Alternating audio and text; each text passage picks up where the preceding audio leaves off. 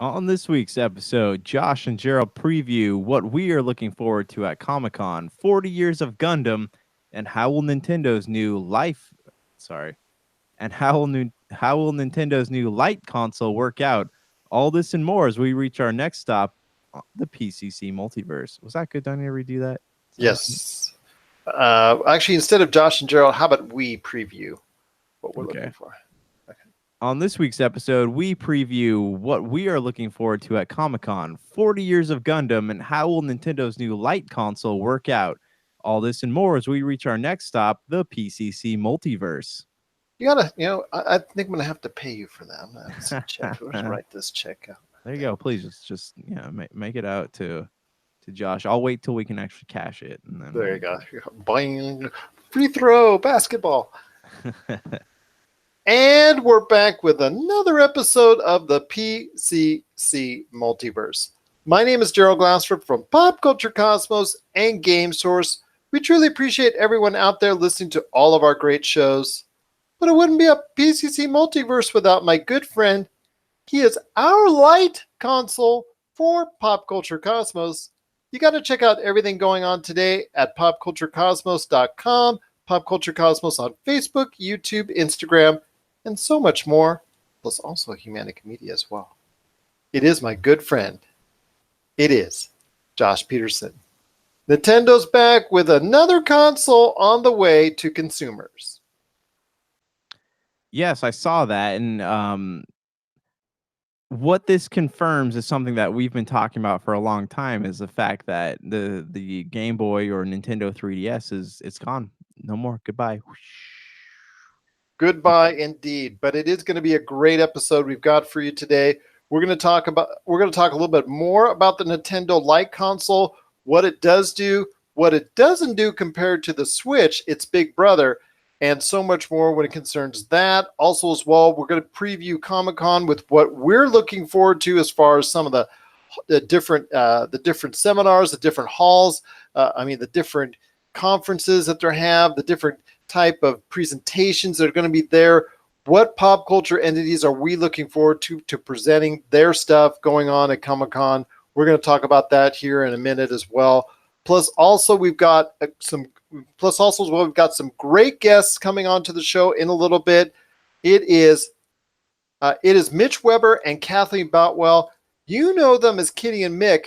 They're the pop culture connoisseurs, and they're the pop culture connoisseurs for a great show that you got to listen to, A Gallon of Gay, the Pop Culture Connoisseurs. Also, like us, one of Podbean's podcasts of summer. And again, from both of us, we thank Podbean so much for being one of the highlighted podcasts of summer for Podbean. It's on all the available podcast outlets. They're coming up here also in a little bit to talk about not only the advancements of queer, gay, from LGBTQ plus causes in the entertainment industry, women's causes. Where do we stand as far as women representation as well in the entertainment industry. Plus, we're going to go through a gambit of stuff when it concerns Stranger Things, Star Wars, Marvel, and so much more in pop culture. Great conversation I had with them recently, and they're going to be on. They're going to be on the show here in just a bit. And Josh, at the back end of the show, wants to go ahead and fill us in on what's going on as far as Gundam is concerned, because they're celebrating 40 years of greatness. And I'll tell you what, we're both looking forward to seeing what Gundam is all about 40 years in later on in the show. But and also as well on the back end, we've got a great song from our good friend Warren Fernandez, aka Emoji Engine. I'm going to tell you how to get his new album coming up on the back end of the show. And you know what? I'm going to play one of his latest hits as well. But first, my friend, it is Nintendo. They just announced, like we were talking about, a new Lite console that's on the way. $200, so it's only $100 less than the Switch. Here's the skinny, my friend. Okay, here is what's going to be different about this particular console when it concerns if you're going to get a Lite, if you're going to get a Switch or a Switch Lite. The Switch Lite has a smaller screen and overall size. It's a little bit smaller. It cannot connect to a TV, so you can't play up on the TV and connect to it like you can with a Switch. The controllers, the Joy-Cons, are permanently attached, so it's all one fixed thing. The traditional D-pad is available now. Is going to be available on the Switch Lite on the left side, but it does have improved battery life over the Switch. So I ask you, my friend, with all that said and done, it's only $100 less, but it is something that is going to be truly portable as compared to maybe the Switch, which most say is a portable unit for all intents and purposes, but it does have some issues as far as the transportability. It's a little bit larger, yada, yada, yada. But when it comes to the Switch Lite, is this something a lot of people will be interested in as it gets released and as it gets into the wild, especially during the holiday season? I don't know what this shows me is that Nintendo has no intention of keeping the 3DS going, right? Like this is their new console. They want to have everything on one platform, which makes sense because they had so many eggs in different baskets, so to speak, as they've been going through the 3DS, the 3DS Lite, the 2DS, whatever you want to call it. So this is the first time that they're trying to consolidate everything they make, which is cool because it means if there's something they're going to put on 3DS, we'll get on Switch now. But I don't like this whole thing because if you want to have a Nintendo Switch, the whole purpose of having it is the idea of being able to take it on the go, then plugging into the dock and playing it. But with this, it's just a handheld system. So why not just do something? Why not just make the Switch cheaper? In your opinion, why wouldn't they just make the Switch cheaper instead of making a console that doesn't dock? Because doesn't that defeat the whole purpose of what the Switch is? I think it does, but I can tell you the reason why they don't want to go ahead and bring down the price of the Switch, and that is the fact that even though it is the number one selling console right now, it is not matched up to what Nintendo's numbers have forecasted. Eddie, sales are not quite meeting expectations, and so in order to go ahead and keep those profits high enough to satisfy the shareholders, they're going to go ahead and say, you know what? We've got this lighter version at 200, but if you want the full version that can connect to a TV, it has the separated Joy-Cons. If you want to go ahead and disconnect them and get the full experience of the Switch, you got to go ahead and still pay $300 for it. And I think at least one more holiday run at $300 is still in the offering when it comes to Nintendo Switch. That's why the Lite is still coming. That's why the Lite is coming out September 20th at $200 price point. I don't think it's going to go anywhere near over the way the Switch did, but still, it's an offering there and the price. I know a lot of people have an issue with right now as far as $200 being a little bit too high for this, and the dollar price range is too close between the Switch Lite and the Switch. I was at Retro City Games this past week, and I did speak extensively to the not only Doug and Nicole, but also as well.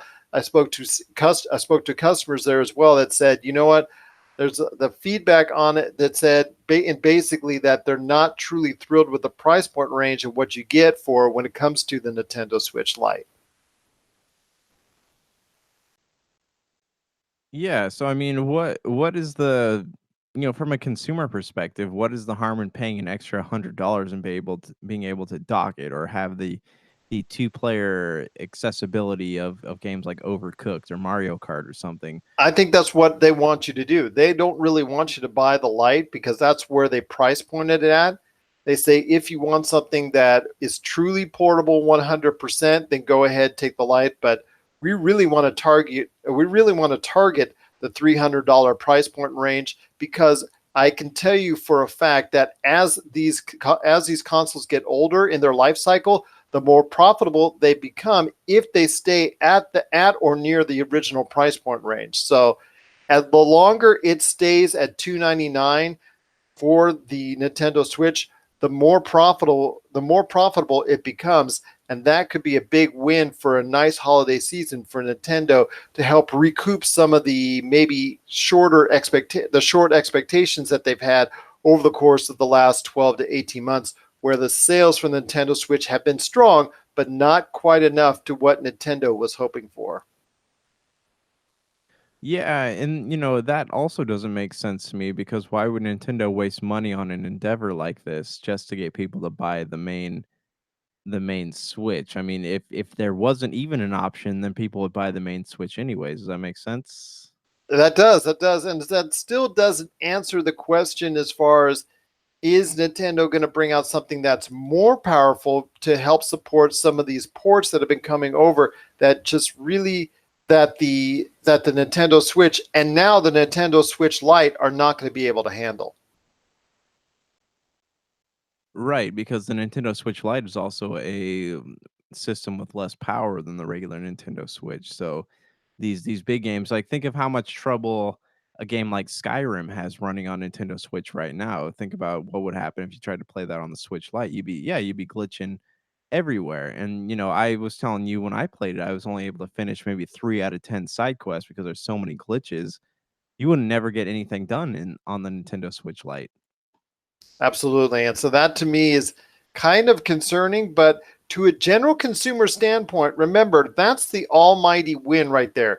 If it's big and goes over with a general consumer audience, and it's going to be pushed heavily on all the Black Friday and all the holiday ads coming up later later this year. So if it goes over with a general audience, hey, the Nintendo's done their mark. But I have a feeling that Nintendo, in and of itself, wants to go ahead and push you towards the $300 unit, which is going to be more accessible, which will have more units available for, which will have nice bundles that are hopefully more appealing.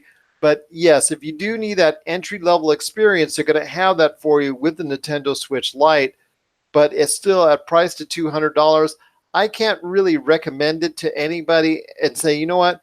I think if you want the Switch experience, you're just going to have to my suggestion would be to spend $100 more.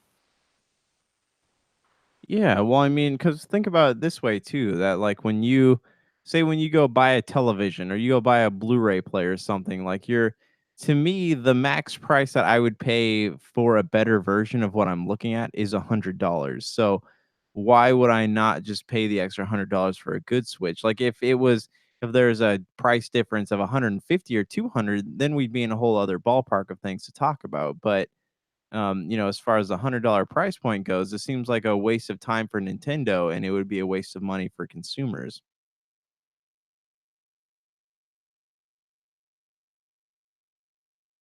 I agree with you wholeheartedly. So that to us is our thoughts on the Nintendo Switch Lite.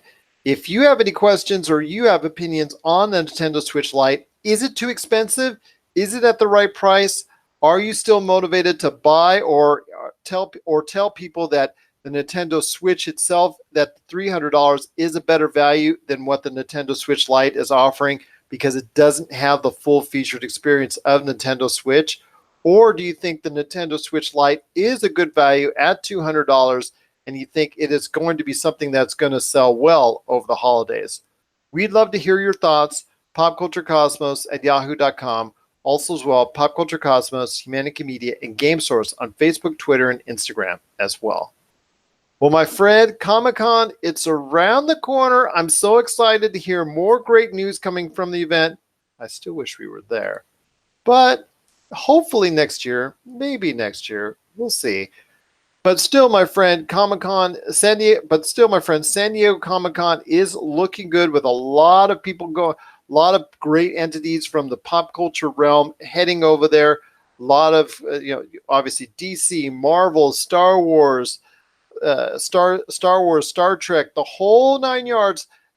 So many different outlets, TV shows, video games, films, movies, sci-fi, comic books, the whole 9 yards is heading over to San Diego next week. So I ask you, my friend, are you excited for Comic-Con, and what Comic-Con what part of Comic-Con are you looking forward to the most?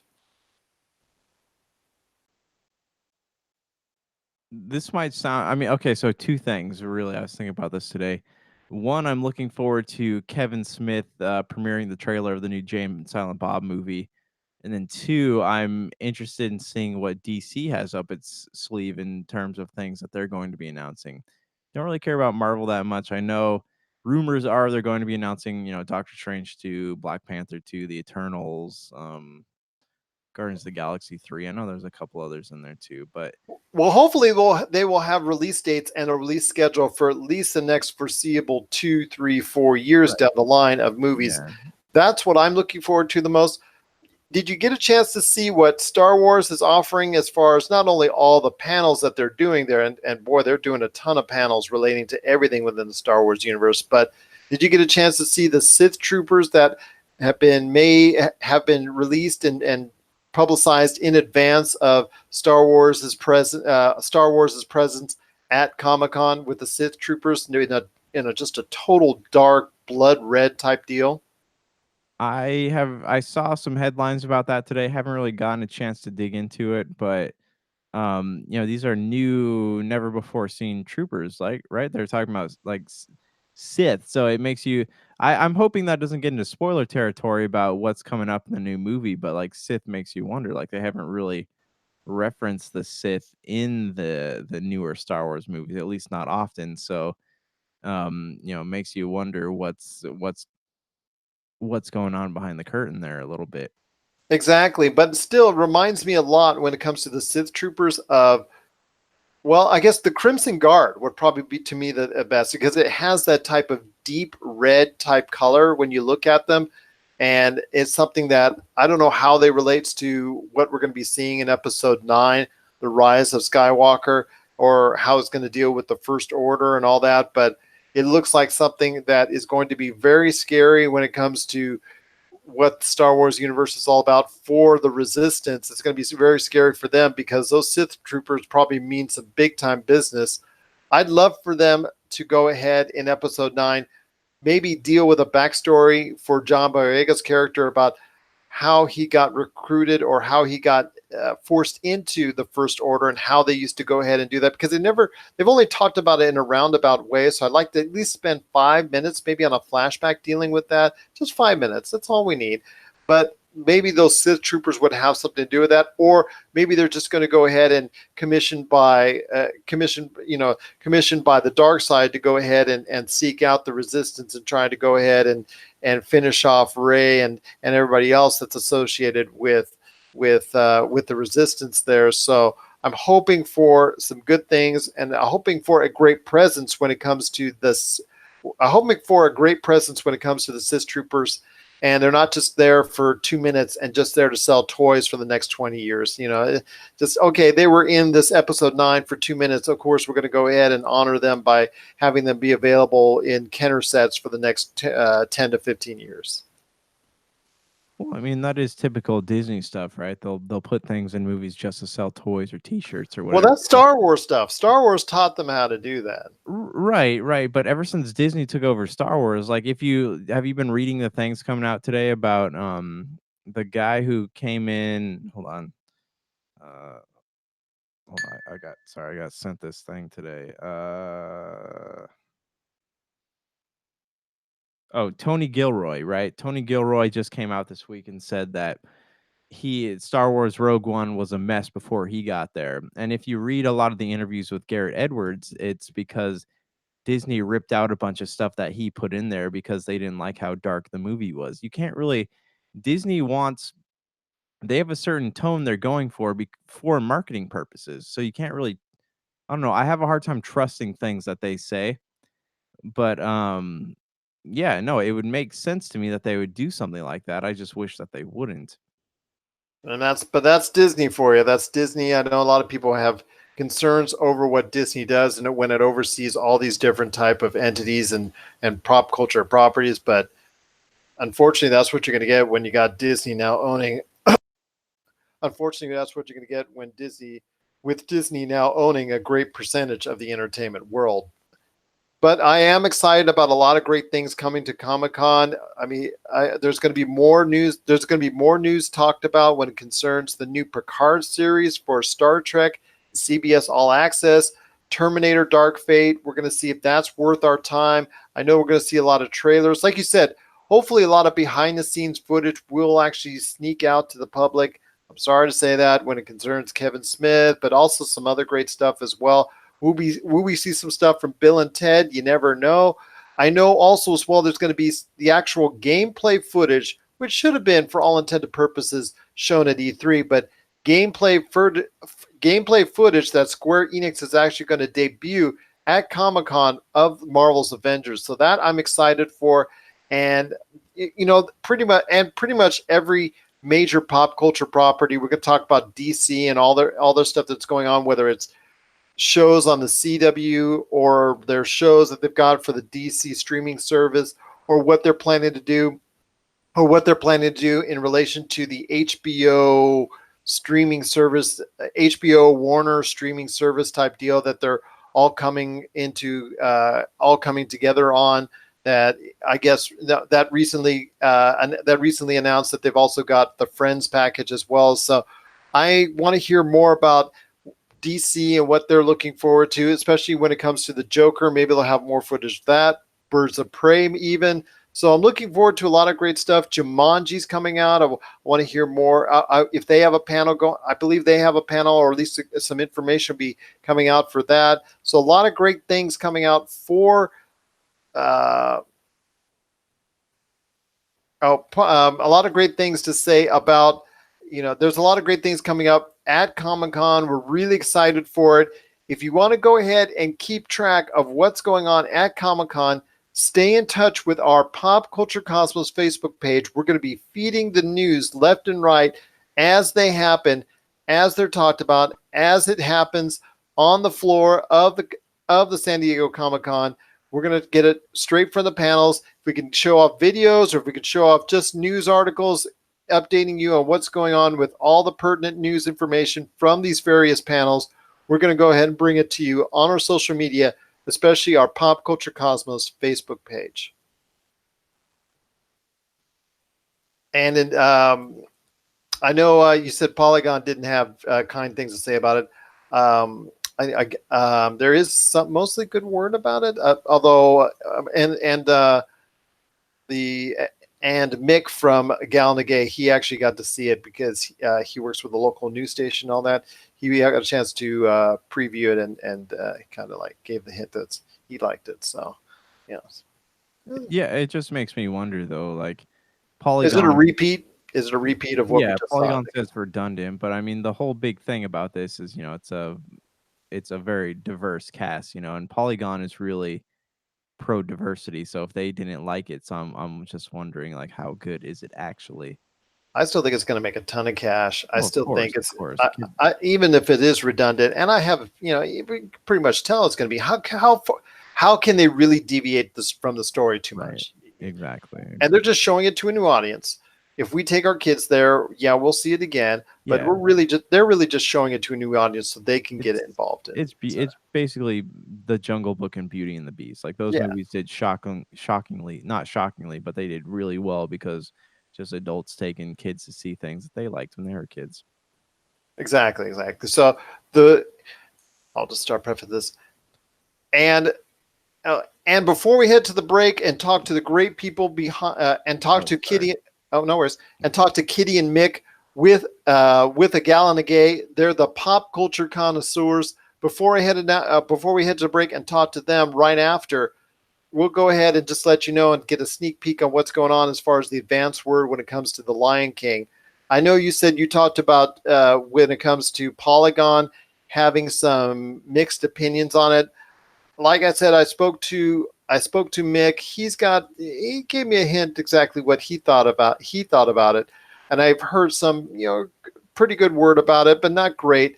But over the course of the next week, I'm sure we'll see more reviews as well. But again, as I said before, my friend, how can you deviate so much from the story? You really can't. This is just a live action version to show to a new audience, to show to kids that haven't seen the movie or are somewhat familiar with it, to get them motivated more into the Disney product. Yeah, no, yeah. I mean, it's a retelling, but I mean, from what I read about the Polygon thing, it's they're saying it's redundant. They didn't really try very hard. I mean, and think about the Lion King too. You don't really have to try hard to make a good movie. You just copy that formula, and you're just bringing it to life for a new audience. It's just it makes me wonder like how much goodwill is there for people when it comes to these live action Disney movies, obviously, because there's been controversy surrounding The Little Mermaid, and then the fact that Mulan doesn't have any singing in it. There's it. Well, I'm you and I liked Milan. You and I like what we see out of Milan. yeah, I like the trailer a lot. I'm curious, like what how much do people want exact retellings of these old Disney stories, or they want something new, something that makes it feel relevant to a new generation? That's what I'm more curious about. So I want to know. I'm curious about the box off, not I guess the box office numbers of these movies, because I want to know like how that translates. How are people enjoying, and not even the box office numbers, but just the written reviews of them? How are people enjoying them? What do kids think of them? Exactly. What does the youth of today think of all these retellings of maybe stuff they did, of maybe movies they didn't even get a chance to see before, or maybe but they know something about? So again, this is where I think Disney is marketing it to, and actually the intent is not actually intending for us to go ahead and appreciate it fully. They're marketing it towards the children so that 20 years from now they can retell the story again. 20 years later they can retell the story again and again and again and again, and just keep recycling people generation by generation. I think that's the ultimate goal for Disney. I'm not going to say it's a bad one, because so far a lot of the stuff has worked out for them. Yeah, I mean, Disney doesn't have to try hard to make money. Obviously, I guess John Carter of Mars is the exception to that rule. But John Carter made over $300 million, but just obviously because it had such a huge budget, it never saw a yeah, profit. right, right. But I mean, as far as these live action films go, like people will, just because it already has the advantage of having the name, having the story people are familiar with. It's just a retelling of that story. So obviously they're going to do well in some respects. So I'm just wondering like what is the movie that is going to change that? What is the movie that they're going to come out with that people are not going to be happy with? What can Disney do wrong? Well, what they've done wrong in the past year, 18 months, really hasn't affected them, because for every Dumbo, they had Aladdin. For every Wrinkle in Time, they've had a Marvel's Avengers. So with all the stuff that they're coming out with, and the fact that they've got all these release dates, a great article that people need to look at is in the Hollywood Reporter that shows with the Fox merger how strategic Disney has placed out with all the release dates. So you get a chance to check that out. But still, it's very interesting what Disney is lining up. But again, it all goes back to recycling these generations, coming back for more every generation, every 20 years, recycling all the stuff that people are familiar with, so that a new generation can appreciate it and then enjoy whatever residual effects from that as well. So it's I'm telling you, man, 20 years from now we'll still be talking about the same thing if I'm still alive to do so, which right now is you never know. You never know what'll happen. I'll pencil it in, man. I'll be looking forward to it. Okay, all right. You're gonna have to pencil it for me, because I'll probably have arthritis by then. But what are your thoughts out there on what are you looking forward to when it comes to Comic-Con? And also as well, are you excited to go ahead and see The Lion King? Share us your thoughts, popculturecosmos@yahoo.com. Also as well, Pop Culture Cosmos, Humanica Media, and Game Source on Facebook, Twitter, and Instagram as well. Well, coming up next, we've got some great guests coming by. They are the pop culture connoisseurs, Kitty and Mick from A Gallon of Gay. We're going to talk about some issues within the entertainment industry on where it stands in regards to female empowerment, but also as well LGBTQ plus, where representation within the industry, where does it stand, plus a lot of great talk about all your favorite pop culture topics as well. DC, Marvel, Stranger Things. We talk about all that and more. This is the PCC Multiverse. And we're back to close out the show, my friend. This is the PCC Multiverse. If you need a listing of where we're at, because we're being played all around the world, 7 days a week, check out our listings on our Pop Culture Cosmos Facebook page. I want to make a quick hello to our I want to say a quick hello to our good friends at Radio Cobleskill 105.9 FM. Cannot thank them enough for playing the Pop Culture Cosmos and the PCC Multiverse each and every week. We love you so much and appreciate the entire audience that's listening.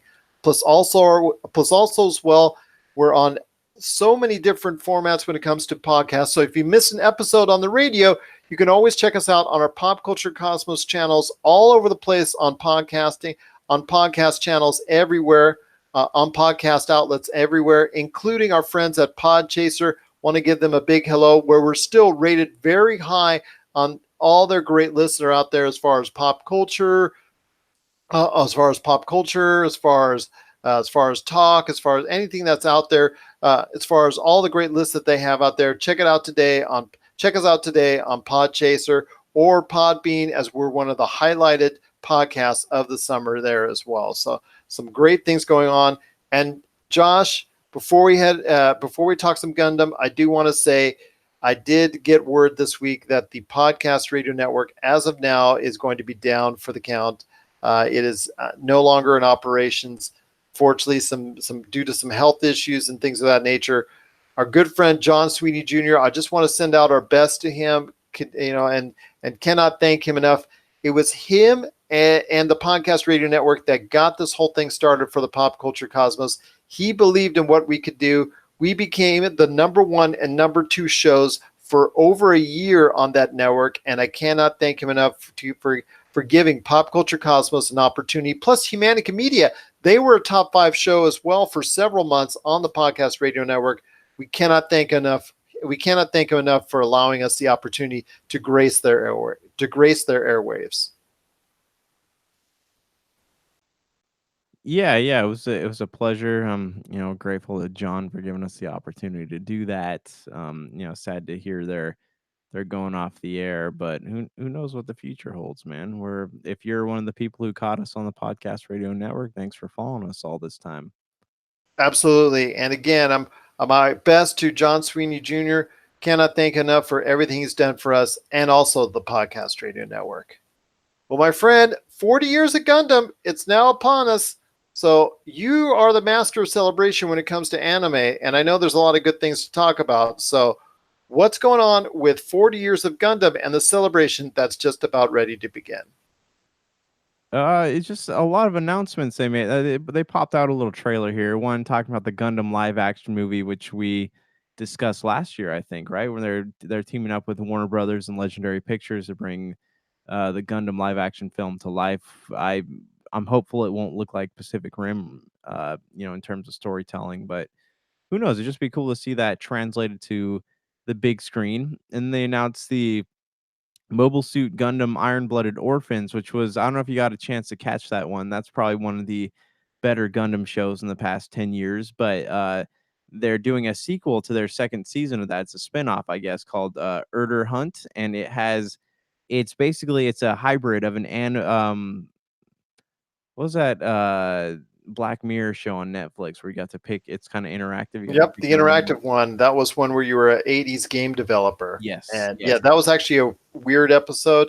Not one of my favorite Black Mirror episodes, but still the interactivity. Bandersnatch. Yeah. Yes, Bandersnatch, exactly. So that, and a whole type of deal where you had to go ahead with the different pathways. That was interesting. I'm not sure it was a 100% fully executable type format, but still it speaks to the future of what could possibly happen for interactive television. Yeah, and that's kind of what they're doing with this, right? It's like a half anime, half mobile game, which is an interesting concept to me. I don't know. Iron Blooded Orphans was such a great show, and like I talked about that in my top 25 television shows of last year.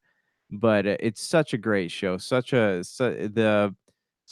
well written. It's a very emotional Gundam series. So if you get a chance, check it out. But I don't know how this is going to translate. Next thing announced was called Mobile Suit Gundam Hathaway, which is a series of light novels. If you know, light novels are basically novellas, right? Short form novels. And then they announced some shows: Gundam Build Drivers, Re-Rise, Gundam Recon, Guista and G, SD Gundam World Sengoku, and then Mobile Suit Gundam Origin, Advent of the Red comment, which is, um, if you're looking for a good spot to jump on Gundam, the Mobile Suit Gundam series are probably the best, like the Mobile Suit Gundam, because that's the UC timeline. We talked about Gundam Unicorn, right? This takes place on the Universal Century timeline, which is the longest running Gundam timeline currently active, and then everything else is kind of like spin-off universes: Gundam Wing, Mobile Suit G Gundam, Iron Blooded Orphans, things like that. So this is a continuation of the UC timeline, which last year they just put out a sequel to Gundam Unicorn, which is called Gundam Narrative. It's a movie, but yeah, catch it now. But if you're looking for a good place to jump on the Gundam timeline, definitely check it out. Absolutely. And with the recent, yeah, I guess, upwave in interest in Gundam, especially from last year leading into this year, I look forward to some great things over the course of the next 40 years when it comes to Mobile Suit Gundam and a live action movie on the way. Hopefully, more video games that possibly could be produced. Anime, of course. I'd love to see all that because the Gundam universe, I don't want to say it's infinite, but there's still a lot to offer when it concerns the Gundam universe and what it can do for audiences. So Yeah, man, thanks for giving us up to date. Thanks for getting us up to date on that for their 40th anniversary and how they're going to celebrate it. If you out there want some more information or you have some thoughts on the Gundam universe as it celebrates its 40th anniversary, share it with us. popculturecosmos@yahoo.com. Well, yeah. my friend, Just oh, real go quick, ahead. on a closing note, in honor of the Tokyo Olympics coming up here, they are going to launch a Gundam into space, which is kind of cool if you think about it. So I don't know if it's going to be piloted or plastic or whatever, but just the thought of bringing something like that to life on such a grand scale is really really cool to me. It just goes to show like what kind of impact the Gundam has had on Japanese culture. As long as it doesn't hit a satellite. Yeah, but I mean, imagine kids now going to school to be Air Force pilots. Imagine in 20 years if you can go to school to become a Gundam pilot. I'm just saying, it would be pretty cool. That would be pretty cool indeed. Well, my friend, before we share some final thoughts on the weekend, I will tell we have a great song from our good friend Warren Fernandez, aka Emoji Engine. This is Presence, and this is the PCC Multiverse. Once again, that's Emoji Engine. That's EMOJIENJIN. That's Emoji Engine and his song Presence, part of his brand new album Unbreakable, which just came out this week. If you want to go ahead and grab the whole album, it's only $5, and you can go ahead and get that today on Bandcamp.com. Just go ahead and search Emoji Engine, EMOJIENJIN. And I'll tell you what, it's right there for you. Not only this awesome song Presence that you just heard, but so many other tracks as well. We're going to play more We're going to play more from this album in upcoming weeks, so stay tuned for that right here on the Pop Culture Cosmos and the PCC Multiverse. Well, my friend, it's been a great episode. I want to thank Kitty and Mick, the pop culture connoisseurs of the Gal and the Gay Show, for stopping by. I can't wait to bring them back on again later on this year where we talk more great pop culture subjects. It's been a great episode. We've talked about a lot of things, and I'm so excited for Comic-Con. Any last thoughts on the way out? Gundam, man, just think about it. Gundam, launching that Gundam into space. One day, your kids could be future Gundam pilots. That's all I'm thinking. That's all I'm saying. Just consider it. Consider how cool that would be. That would be cool. That would be cool, and I would love to see that. Hopefully, I will live long enough. But then again, I'm going to get arthritis here trying to wait for another Disney remake to come out. So you never know. Great Mouse Detective, man. That's all we want. Great Mouse Detective, then you can do away with the rest of them. Fair enough. Fair enough. What about Herbie, man? Herbie. I want more Herbie. It's already live action, isn't it? In a way, yeah, right. But then again, Volkswagen just ditched the bug, so I guess we can't do that anymore. Can we get a live action Treasure Planet or Atlantis? Because those movies are way ahead of their time. Yes, they were. I'll get a Treasure Planet. Treasure Planet, I will definitely go ahead and watch. I'm just thinking about that Goo Goo Dolls song, that they played in the trailer. Classic. Yes, yes. You are so correct, my friend. Disney, hopefully you will hear our thoughts. So for Josh Peterson, this is Gerald Glassford. Did I say my name right? This is Gerald Glassford. It's another beautiful day in paradise right here in the PCC Multiverse. We thank you for listening. And here's hoping you have yourself a great day.